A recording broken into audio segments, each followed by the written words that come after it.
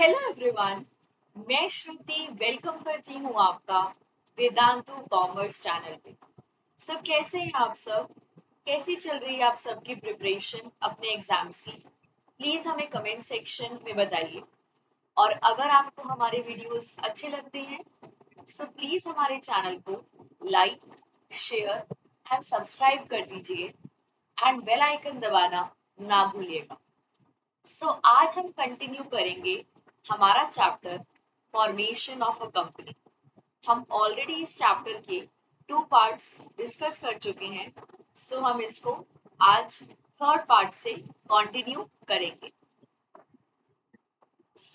अगर मैं formation of a company की बात करूं, अगर आपको फॉर्मेशन करनी है कंपनी की, उसमें बहुत सारे प्रोसेस होते हैं। लेट्स से आपको एक आइडिया आया है, उस आइडिया को आपको बिजनेस में कन्वर्ट करना पड़ेगा। अगर आपको एक कंपनी फॉर्म करनी है उसकी मेजरली 4 स्टेप्स हैं: promotion stage, registration stage, incorporation stage और commencement of a business stage. 4 stage होते हैं अगर आपको एक कंपनी को फॉर्म करना है, और वो स्टेजेस हैं प्रमोशन, रजिस्ट्रेशन, इनकॉर्पोरेशन और commencement of a business stage. इसको एक बार अच्छे से लर्न करो। मैं आपको 2 मिनट्स का टाइम दे रही हूँ। प्रमोशन, रजिस्ट्रेशन, इनकॉर्पोरेशन और कमेंसमेंट ऑफ बिजनेस स्टेज। ये क्वेश्चन बहुत ज्यादा इंपॉर्टेंट है। एग्जाम्स के अंदर पूछा जाता है कि प्रमोशन ऑफ अ कंपनी के 4 स्टेजेस कौन से हैं। आपको ये 4 स्टेजेस बाय हार्ट याद होने चाहिए: प्रमोशन, रजिस्ट्रेशन, इनकॉर्पोरेशन और कमेंसमेंट ऑफ बिजनेस स्टेज। अब हम जानते हैं हमारे फर्स्ट स्टेज के बारे में, जिसका नाम है promotion stage. Promotion is the first step in the formation of a company. In this phase, the idea of starting a business is converted into reality with the help of promoters of business idea. In this stage, the ideas are executed. The promotion stage consists of the following steps: identifying the business opportunity and decide on the type of business that needs to be done, perform a feasibility study and determine the economic, technical, and legal aspect of executing the business, interest shown by promoters towards the business idea, and supply of capital and other necessary procedures to start the business. अगर आपको एक company form करनी है उसका first stage होता है promotion stage. जो भी आपके पास आइडिया था, आइडिया का मतलब होता है कोई भी थॉट आपको था बिजनेस स्टार्ट करने का, उस आइडिया को आपको रियलिटी में कन्वर्ट करना है अगर, वो कन्वर्ट होगा with the help of promoters. Promoters का मतलब होते हैं वो लोग जिनको आइडिया आता है बिजनेस स्टार्ट करने का। लेट्स से कि मुझे आइडिया आया है कोई न्यू बिजनेस स्टार्ट करने का, मैं होंगी प्रमोटर। प्रमोटर का मतलब ऐसा इंसान जिसको आइडिया आता है बिजनेस स्टार्ट करने का। और इस स्टेज के अंदर पहले आपको अपनी बिजनेस अपॉर्चुनिटी को आइडेंटिफाई करना। लेट्स से कि आपने ऑब्जर्व किया मार्केट के अंदर कि क्लोथ्स की डिमांड बढ़ रही है, स्पेशली वुमेन क्लोथ्स। आपने उसको एक अपॉर्चुनिटी की तरह समझा और फिर आपने स्टडी करी कि आपको कितनी रिक्वायरमेंट रहेगी वुमेन बिजनेस करने के लिए, क्या लीगल एस्पेक्ट रहेगा, क्या टेक्निकल एस्पेक्ट रहेगा, और उसके बेसिस पे आप इन्वेस्टर्स के पास गए, आपने फंडिंग अरेंज करी और फिर बेसिकली आपने बिजनेस को स्टार्ट करना शुरू कर दिया। प्रमोशन स्टेज में आप बेसिकली क्या करते हो? प्रमोशन का मतलब होता है ये एक आइडिया होता है जिसमें जो भी आइडिया था आपके बिजनेस का आप उसको रियलिटी में कन्वर्ट करते हो। सो पहले आप आइडेंटिफाई करते हो कोई बिजनेस अपॉर्चुनिटी को जो आपको करनी है, फिर फीजिबिलिटी स्टडी परफॉर्म करते हो, और 3 चीजों में स्टडी होती है। आप देखते हो कि आपको बिजनेस में कितनी मनी की रिक्वायरमेंट होगी, क्या टेक्नोलॉजी की रिक्वायरमेंट होगी, और क्या लॉ की लीगल रिक्वायरमेंट्स होगी। उसके बेसिस पे आप देखते हो कि क्या इंटरेस्ट शो करते हैं प्रमोटर्स, और क्या सप्लाई है कैपिटल का, और उसके बेसिस पे आप बेसिकली बिजनेस को स्टार्ट करना शुरू कर देते हो। सो इसको 2 मिनट लो, अच्छे से पढ़ो। ये है प्रमोशन स्टेज के बारे में।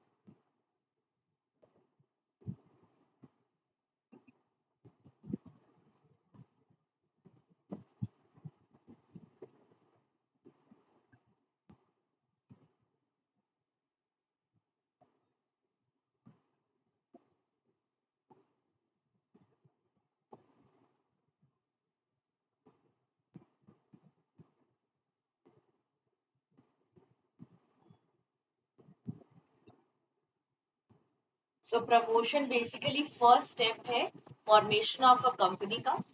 इसमें आपको आइडिया आता है बिजनेस स्टार्ट करने का, और इसमें 3 स्टेप्स आएंगे। पहले आपको बिजनेस अपॉर्चुनिटी को आइडेंटिफाई करना है और डिसाइड करना है कि किस टाइप का बिजनेस करना है, एंड देन फिर आपको फीजिबिलिटी स्टडी परफॉर्म करनी है, और इकोनॉमिक, टेक्निकल और लीगल एस्पेक्ट देखना है बिजनेस को स्टार्ट करने का। फिर आपको देखना है कि इंटरेस्ट शोन क्या है प्रमोटर्स, और कितना मनी की रिक्वायरमेंट होगी, और क्या लीगल प्रोसीजर्स है बिजनेस को स्टार्ट करने की। सो ये था हमारा प्रमोशन स्टेज। प्रमोशन के बाद आना है registration stage. So registration is the second part of formation process. In this stage, the company gets registered, which brings the company into existence. A company is said to be in existence if it is registered as per the Companies Act 2013. In order to get a company registered, some documents need to be provided to the registrar of companies. So first stage था promotion stage. Second stage है कि आपको अपनी company को register करना। सो अगर आपने अपनी कंपनी को रजिस्टर कर लिया, इसका मतलब है कि आपकी कंपनी की एक लीगल आइडेंटिटी क्रिएट हो गई है। सो अब वो कंपनी अपने नाम पे कॉन्ट्रैक्ट बना सकती है, स्यू कर सकती है दूसरों को, स्यू हो सकती है। और अगर आपको रजिस्ट्रेशन करना है, सो आपको सारे के सारे डॉक्यूमेंट्स देने पड़ेंगे रजिस्ट्रार ऑफ कंपनीज में। सो जब रजिस्ट्रार ऑफ कंपनीज ने अपने रजिस्टर के अंदर आपकी कंपनी के बारे में लिख दिया, मतलब आपकी कंपनी रजिस्टर हो गई है। और अगर आपको रजिस्ट्रेशन कराना है, सो जो भी rules and regulations companies act 2013 के अंदर लिखे हैं, वो रूल्स एंड रेगुलेशंस आपको फॉलो करने पड़ेंगे। सो ये था रजिस्ट्रेशन स्टेज के बारे में। रजिस्ट्रेशन होने के बाद आपकी कंपनी एग्जिस्टेंस में आ जाती है, और इससे बेसिकली क्या होता है कि जो भी लाइक कंपनीज एक्ट 2013 है, जो भी रूल्स एंड रेगुलेशंस उसमें लिखे हैं वो आपको फॉलो करने हैं अपनी कंपनी को रजिस्टर कराने के लिए। सो ये था रजिस्ट्रेशन स्टेज के बारे में। 2 मिनट लो और इसको अच्छे से पढ़ो।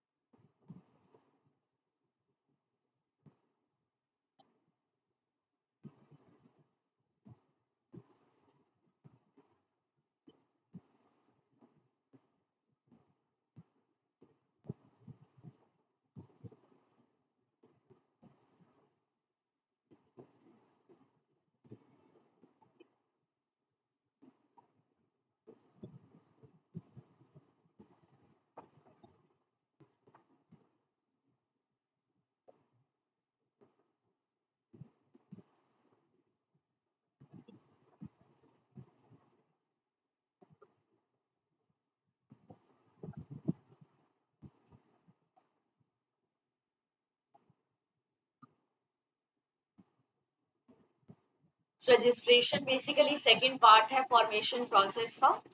रजिस्ट्रेशन होने के बाद जो आपकी कंपनी है वो एग्जिस्टेंस में आती है, और जो भी rules and regulations companies act 2013 में लिखे हैं वो रूल्स एंड रेगुलेशंस आपको फॉलो करने हैं, और नेसेसरी डॉक्यूमेंट्स भी सबमिट करने हैं रजिस्ट्रार ऑफ कंपनीज पे। सो ये आपका सेकेंड स्टेप था। थर्ड है मेमोरेंडम ऑफ एसोसिएशन। सो अगर आपको रजिस्ट्रेशन करानी है तो आपको आपकी कंपनी का मेमोरेंडम ऑफ एसोसिएशन सबमिट करना पड़ेगा। सो मेमोरेंडम ऑफ एसोसिएशन को हम MOA भी कहते हैं। सो ये MOA मिनिमम 7 मेंबर्स साइन करेंगे in case of public company, और अगर आपकी कंपनी प्राइवेट है तो सिर्फ और सिर्फ 2 मेंबर्स साइन करेंगे MOA। सो MOA बेसिकली सारे रूल्स एंड रेगुलेशंस कंटेन करता है regarding the internal management of a company. So ये एक ऐसा डॉक्यूमेंट है जो रूल्स एंड रेगुलेशंस कंटेन करेगा regarding internal management of a company. So ये डॉक्यूमेंट भी आपको बेसिकली सबमिट करना है जब भी आप अपना रजिस्ट्रेशन करा रहे हो। सो ये डॉक्यूमेंट सबमिट होना चाहिए। और in case of public company 7 members का कंसेंट लगता है, और in case of private company 2 members का कंसेंट लगता है। सो इसको 1 मिनट के लिए रीड करो।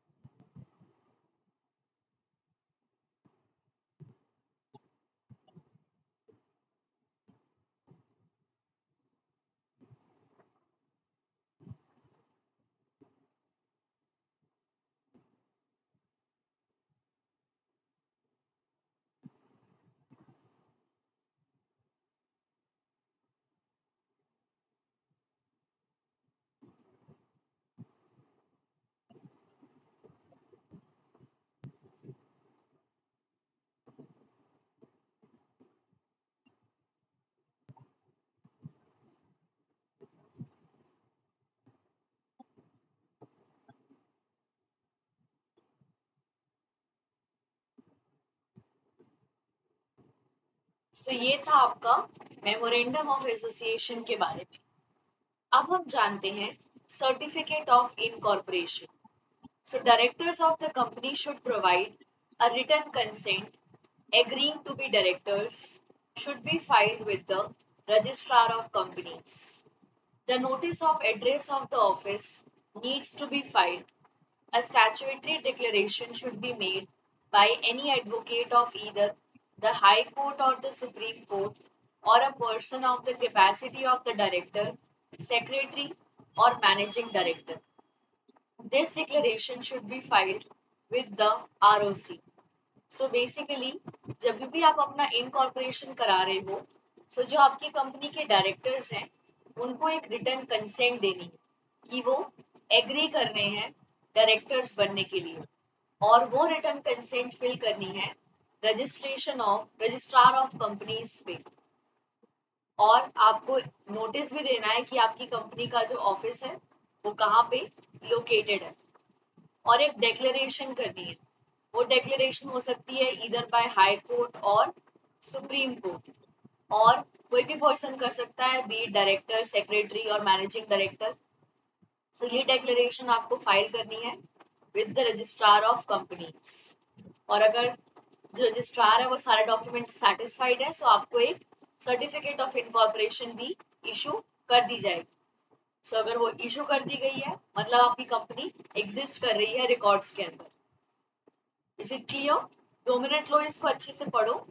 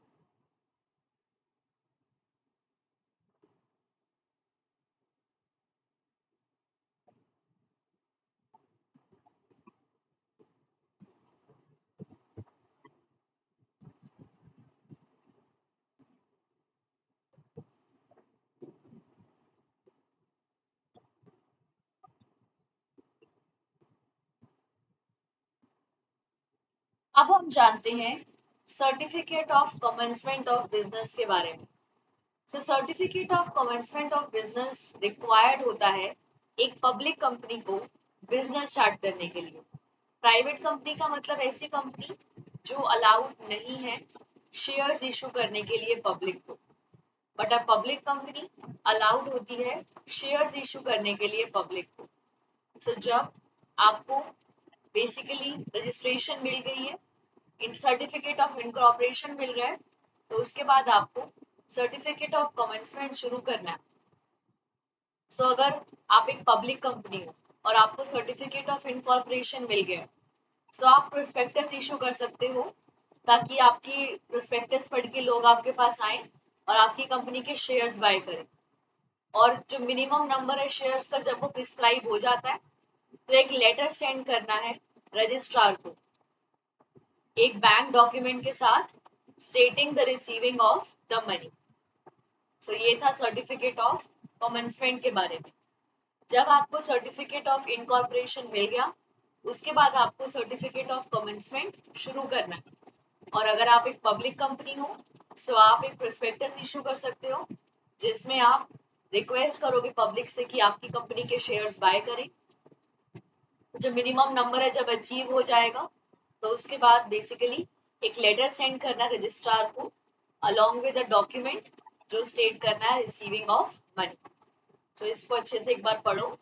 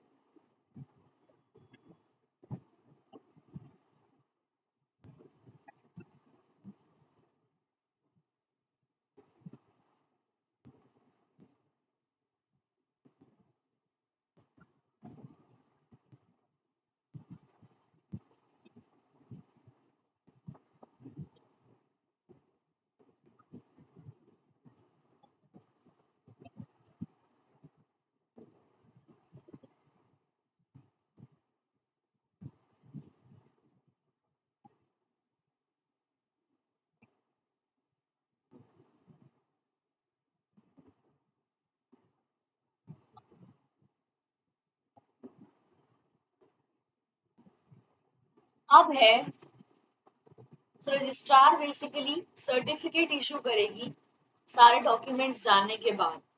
अगर सारे डॉक्यूमेंट सेटिस्फैक्टरी लगते हैं रजिस्ट्रार को तो उसके बाद बेसिकली एक डॉक्यूमेंट इशू कर दिया जाएगा, एक सर्टिफिकेट इशू कर दिया जाएगा।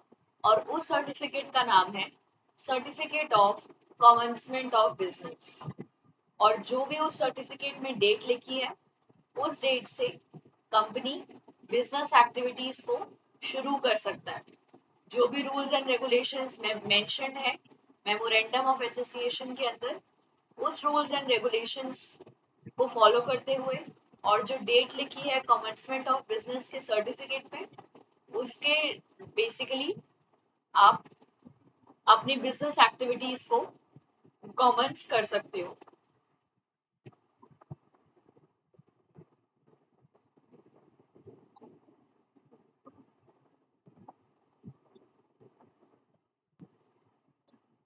सो इसको एक बार अच्छे से रीड करो। इसमें कहा है कि सारे डॉक्यूमेंट्स पढ़ने के बाद रजिस्ट्रार एक सर्टिफिकेट इशू कर देगा। इस सर्टिफिकेट को हम कहते हैं certificate of commencement of business. और कंपनी अपनी बिजनेस एक्टिविटीज को स्टार्ट कर देगा जो उसमें डेट लिखी है उस पे मेंशन, और जो रूल्स एंड रेगुलेशंस एमओए के अंदर मेंशन है उसको ध्यान में रखते हुए। आई होप ये चैप्टर आपको बहुत इजी लग रहा होगा।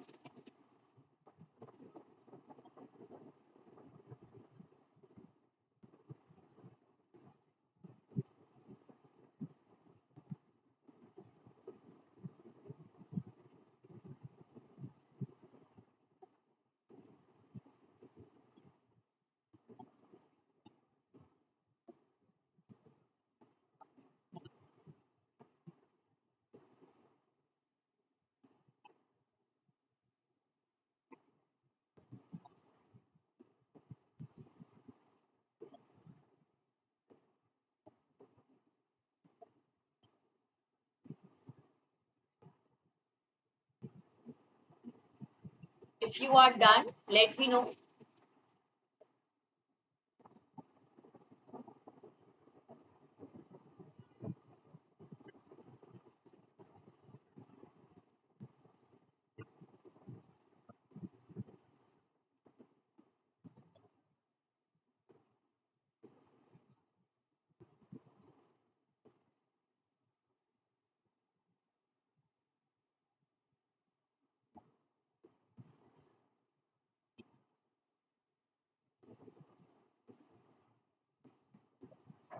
Next is Article of Association. So Article of Association is also required to be signed and submitted. All members who previously signed MOA should be signing AOA.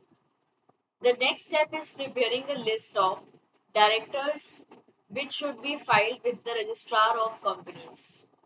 So article of association में आपको sign करना है और उसको submit करना है, और जिन members ने प्रीवियसली एमओए साइन किया था वही मेंबर्स आर्टिकल ऑफ एसोसिएशन को भी साइन करेंगे। और उसके बाद आपको डायरेक्टर्स की लिस्ट प्रिपेयर करनी है। रजिस्ट्रार को सबमिट करने के टाइम आपको बेसिकली कंपनी के डायरेक्टर्स की लिस्ट भी प्रिपेयर करनी है। सो आर्टिकल ऑफ एसोसिएशन में एक ऐसा डॉक्यूमेंट है जो रूल्स एंड रेगुलेशंस कंटेन करता है regarding internal management of the company. So AOA और एमओए दोनों आपको सबमिट करने हैं जब भी आप अपना रजिस्ट्रेशन करा रहे हो रजिस्ट्रार के साथ। क्लियर?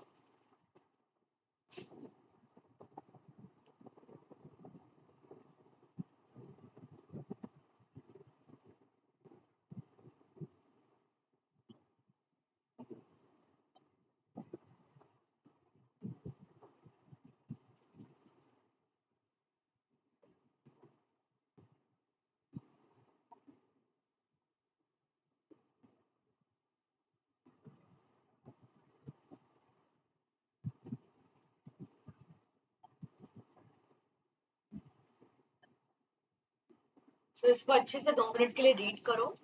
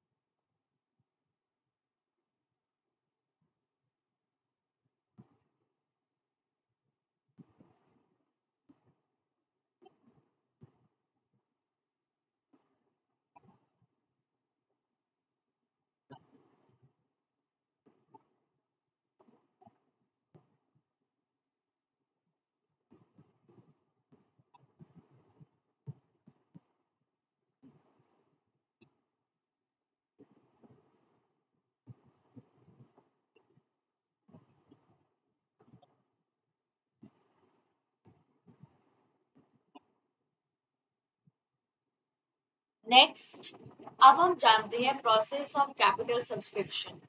फर्स्ट है SEBI अप्रूवल। सो SEBI स्टैंड करता है security and exchange board of India, और ये एक ऐसी बॉडी है जो कंट्री को रेगुलेट करती है, और ये बनाई गई है इंफॉर्मेशन को रेगुलेट करने के लिए और इन्वेस्टर को प्रोटेक्ट करने के लिए।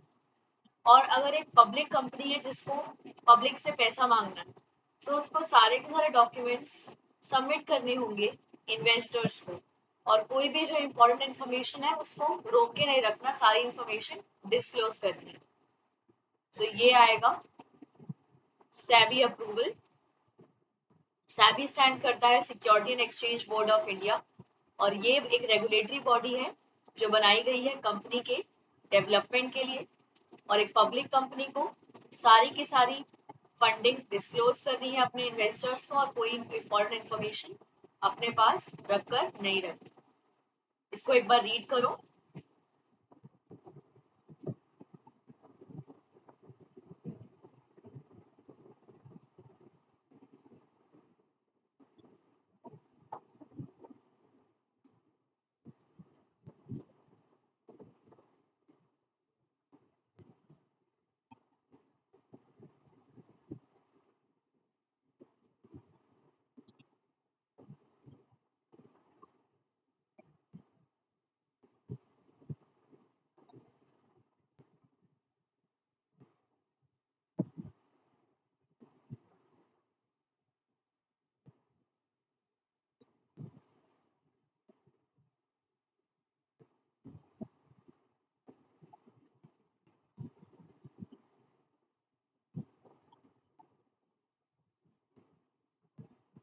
Next is section 270 of the companies act ने प्रोस्पेक्टस को डिफाइन किया।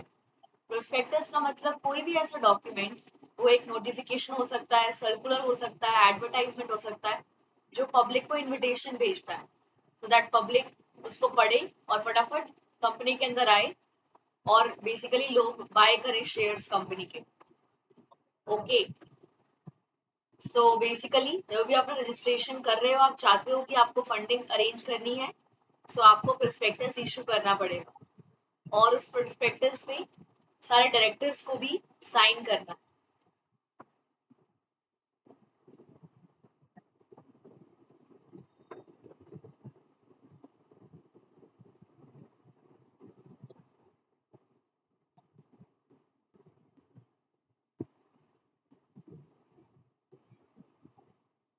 तो इसकी डेफिनेशन एक बार अच्छे से रीड करो।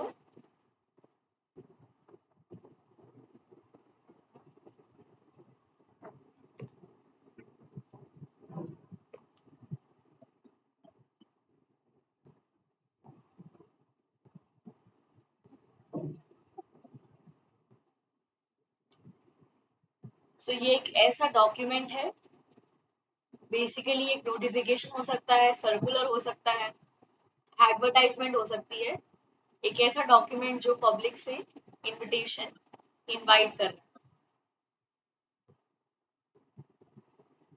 अगर आपको क्लियर हो गया हो तो एक थम्स अप प्लीज।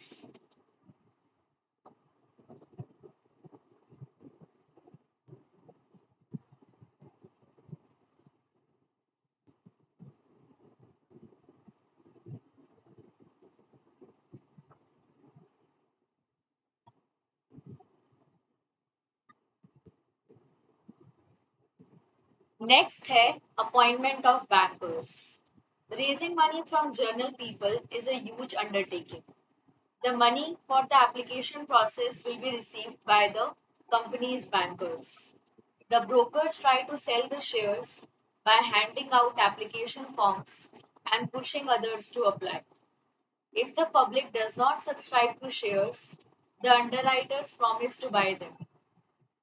So, अगर आपको पब्लिक से मनी रेज करनी है तो बहुत कॉम्प्लिकेटेड प्रोसेस है, तो इसलिए आप बैंकर्स को अपॉइंट कर सकते हो। ब्रोकर्स, ये सब लोग क्या करेंगे, आपकी एप्लीकेशन पब्लिक को देंगे और पब्लिक को पुश करेंगे कि इस कंपनी में अप्लाई करो। सो अगर वो बाय नहीं करते तो वो प्रॉमिस कर लेते हैं कि अगर पब्लिक ने नहीं बाय किया वो खुद बाय कर लेंगे, सो आपको फंडिंग मिल जाती है।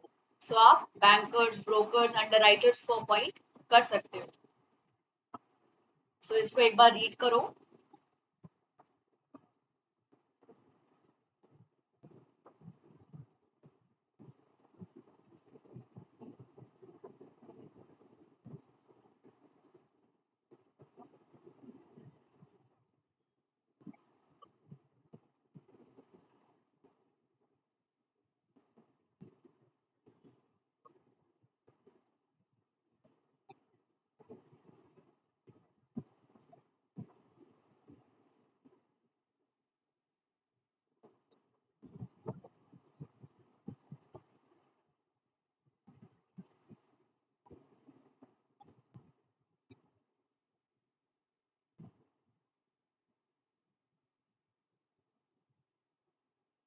नेक्स्ट है minimum subscription. To prevent enterprises from starting into business with insufficient resources, the company must obtain applications for a particular minimum number of shares before proceeding with the issuance of shares. This is referred to as minimum subscription. If the number of applications for shares received is less than 90% of the issue size, the allocation cannot be made and the company must be refunded to the applicants. So अगर आप prospectus issue कर रहे हो, so आप चाहते हो कि कोई minimum number of shares issue करे, तभी आप बेसिकली अलॉट करोगे उसे शेयर्स। सो मिनिमम एप्लीकेशन जो रिसीव होनी चाहिए आपको वो है 90%, और अगर 90% रिसीव नहीं हुई सो एप्लीकेशन मनी आपको रिफंड कर देनी है एप्लीकेंट्स को। सो ये था मिनिमम सब्सक्रिप्शन के बारे में। इसको 1 मिनट के लिए रीड करो।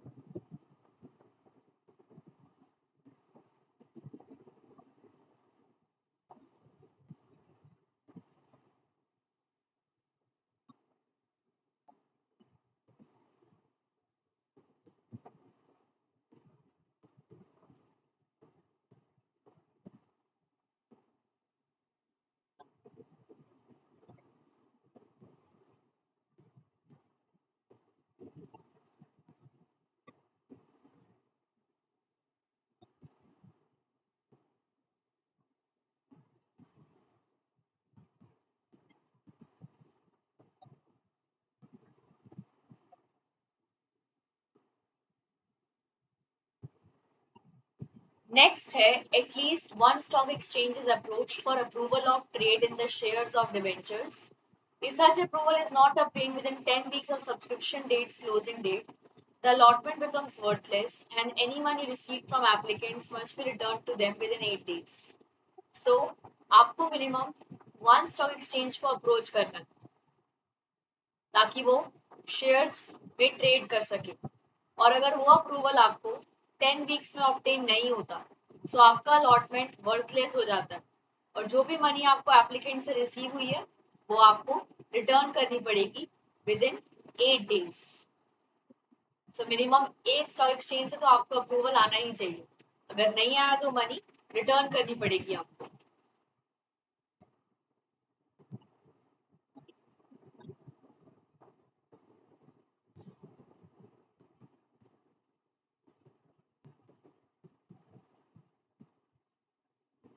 The money received for the application should be kept in a separate bank account and not used by the company under the shares are distributed.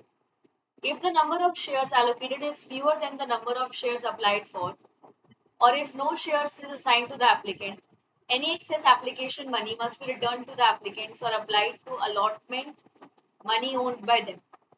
Successful allottees receive allotment of shares within 30 days of allotment. A return of allotment signed by the director or secretary is filed with the registrar of companies.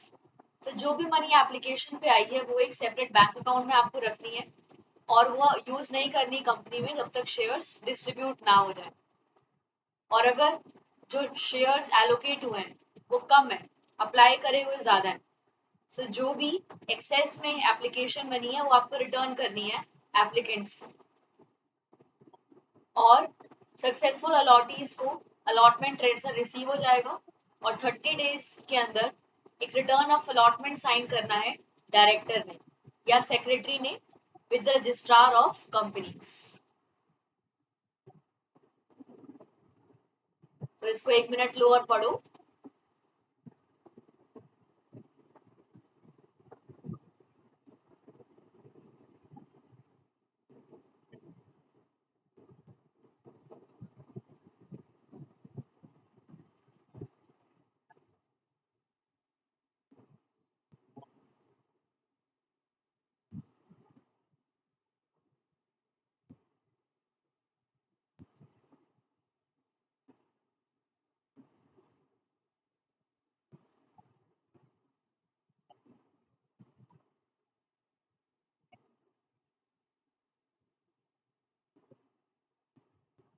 अब हम जानते हैं दृष्टि commerce batch के बारे में. सो 11th class के लिए एक बैच लॉन्च हो रहा है जिसका नाम है दृष्टि कॉमर्स बैच, जो आपके 2025 की प्रिपरेशन को बूस्ट कर देगा. बैच की स्टार्टिंग डेट है 29 जुलाई. सो इसमें आपको लाइव क्लासेस मिलेंगी by master teachers, instant doubt solving sessions होंगे, हैंड रिटन नोट्स होंगे by master teachers, offline like supervision होगा, पूरा डिसिप्लिन होगा, regular assignments, chapter test, unlimited access to 50+ online books और ऑल इंडिया टेस्ट सीरीज मिलेगी आपको. ये स्टूडेंट्स हैं वेदांतु प्रो बैच 2024 के जिनके 95% मार्क्स आए हैं क्लास 12 में. ये है Pranshu with 98%, Raghav with 97, Preeti with 97, Suyash with 96.6 and Shreya with 95.8. सो अपनी प्रिपरेशन को बूस्ट करो. ये फॉर्म का लिंक है, इसको आप फिल कर सकते हो. ये था आज के वीडियो के लिए. अगर आपको हमारे वीडियोस अच्छे लगते हैं सो प्लीज हमारे चैनल को लाइक, शेयर एंड सब्सक्राइब कर दीजिए। आज हमने जाना फॉर्मेशन ऑफ कंपनी के बारे में और मेथड ऑफ कैपिटल सब्सक्रिप्शन के बारे में। हम मिलेंगे नेक्स्ट वीडियो में एक नए टॉपिक के साथ। तब तक के लिए बने रहिए वेदांतु कॉमर्स के साथ।